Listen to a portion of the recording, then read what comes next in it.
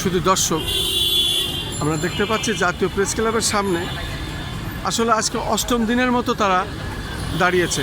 আজকে হঠাৎ করে বেশ বৃষ্টি হয় এবং বৃষ্টিতে আমরা দেখেছি রাজধানী ঢাকায় অনেকের ভিতরে স্বস্তি ফিরেছে, কিন্তু যারা মানববন্ধনে যারা অবস্থান কর্মসূচি চালিয়ে যাচ্ছেন তাদের জন্য সমস্যা।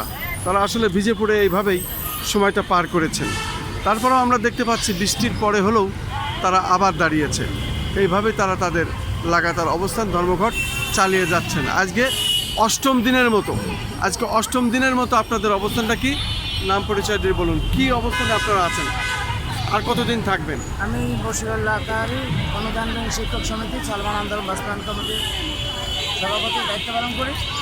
আমাদের এখানে উপস্থিত আছেন সংগঠনের মহাসচিব হাফেজ মাওলানা ইব্রাহিম খলিল, আছেন দপ্তর সম্পাদক হাফেজ মাওলানা জিয়াউল হক সাহেব, আছেন সদস্য মাওলানা জাকির আহমদ সাহেব, যুগ্ম মহাসচিব আছেন মাওলানা হজরত আলী, তারপরে আছে আমাদের মহিলা নেত্রী আছেন সুরমা আক্তার এবং নাসরিন জাহান কাজী। আমরা আসলে এরা বৃষ্টির ভিতরে লোকজন খাইতে বা বিভিন্ন জায়গায় ছোটাছুটি করতেছে, আমরা অতিবৃষ্টির পরে ওখানে দাঁড়িয়ে আছি।